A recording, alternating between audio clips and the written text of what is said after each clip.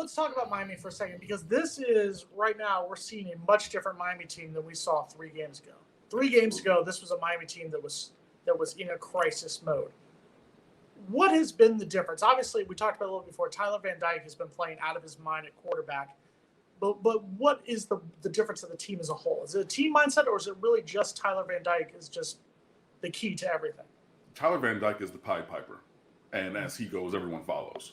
And the first couple of games, understandably so, Rhett Lashley was a little conservative in his play calls and things like that. And, if you read the recruiting notebooks that I write and things like this on State of the U, when we got Tyler Van Dyke, I wrote about him and had Roman Marcianti, who was our quarterback guy. I had him do another evaluation as well and taken from other people. But the first throw on his junior highlights, he throws it 68 yards on a dime with basically just flipping his hips and no step.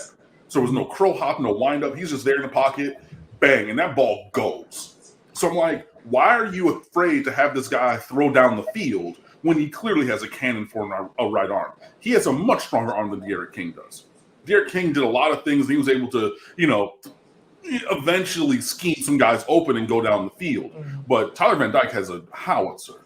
So you call a couple different things because you're not going to throw smash routes really with D'Eriq King. You're going to throw timing kind of things, and that's more of a read where I might read it and then need that arm strength to get there.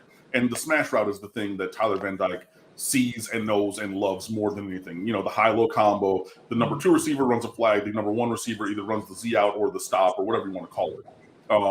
But I want to say of the 10 touchdowns that he's thrown in the last 3 weeks, or the 11 touchdowns total in the last 4 or 5 of those have come on smash routes, including the first touchdown to Mike Harley over the defender's shoulder last week. So you're calling different kind of concepts to go with what the quarterback does really well. And things have changed in the running game as well. We're going to go into that slow mesh, that Wake Forest mesh on the RPO instead of like the, quick read back here and then pull it. It's that slow, we're going to ride it and then throw the ball to Charleston Rambo or whoever else. So it's really, as Tyler Van Dyke has came in and the reins have come off, because I even think in that, what was the first ranked win? NC State. In that game, it took him hitting one throw on that first drive. We're like, okay, we're going to go a little conservative, but if you hit this one, we're gone. And he, Rhett Lashley schemed it up. I think it was, actually, I was in the press box. I know it was a smash combo to the right sideline towards the Miami sideline. It was like 3rd and 7. He hit one for 15, and you could just see, oh, good, boom. And then everything follows from there. The run game, like I said, the offensive line is actually playing halfway decently. The receivers are still dropping passes, but they're catching more where it's not that big of a problem. And then the defense is doing enough. It's not great, but they're doing enough. But yeah, you can just see pretty much everybody has more pep in their step, and we're playing. And it's not just it starts with the quarterback, of course, but it's not just Tyler. You have 5-star Leonard Taylor, who's the highest rated defensive tackle or highest graded from Pro Football Focus every single week since he started playing 4 weeks ago. Number 3 overall player in this recruiting class. I don't know why it took this many weeks to play him, but he's playing really well. James Williams, Avante Williams, and Cameron Kinchins at safety, the 3 freshmen out there, they should have been playing forever, especially considering Bubba Bolden finally comes out and said, yeah, I had a catastrophic shoulder injury, and that's why I wouldn't go to tackle anybody. Well, then get on the bench because 0-24 and 15, these are NFL players also. You know what I mean? So you can just have guys really stepping up. But yeah, it does start with Tyler Van Dyke.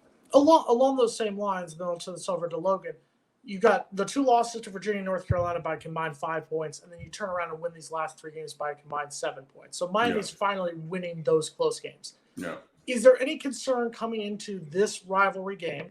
And yes, Miami on paper is a better team right now than Florida State. There's no question about that.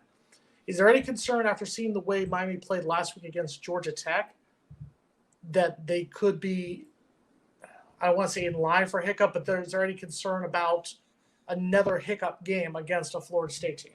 Absolutely, because Miami has not proven themselves to be beyond reproach or above that kind of performance. That game last week against Georgia Tech should have been a 4-touchdown blowout. or more. I mean, we dominated. We, like 1.8x times the yards. Almost double the first downs. Like everything that you look at, like you had a running back who's over 120. You had a wide receiver at 210, which is second all time for a single game. You had a quarterback who almost had 400 with no interceptions. You know what I mean? Like if you look at the trio and the trip, you're like, what in the world? Just kept putting it on the ground. You know what I mean? And you let a team like that hang around. You let the worst third down offense in the FBS, 106th in the country, the worst in the ACC coming into this game. They converted like 48% of their third downs. What?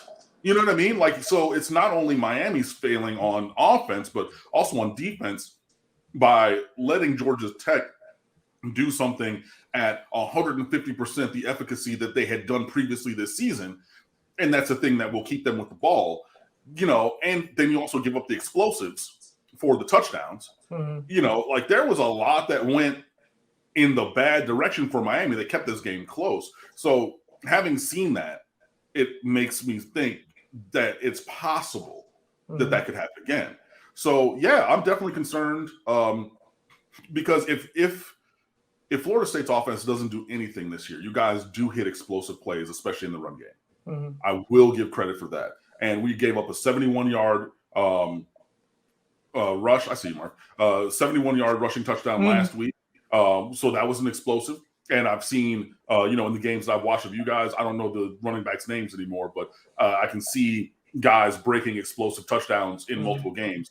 So, yeah, there are things that can give me pause to think, okay, yeah, this could potentially go the wrong way, especially if you have turnover issues like Miami's had, or at least last week, and, other kinds of things in there as well. But, I still do think that Miami is the better team, but as I said last year, where the disparity between our programs was the greatest I've ever seen, I don't think it's that anymore, especially with the ways that Miami can and has messed up a little bit along the way.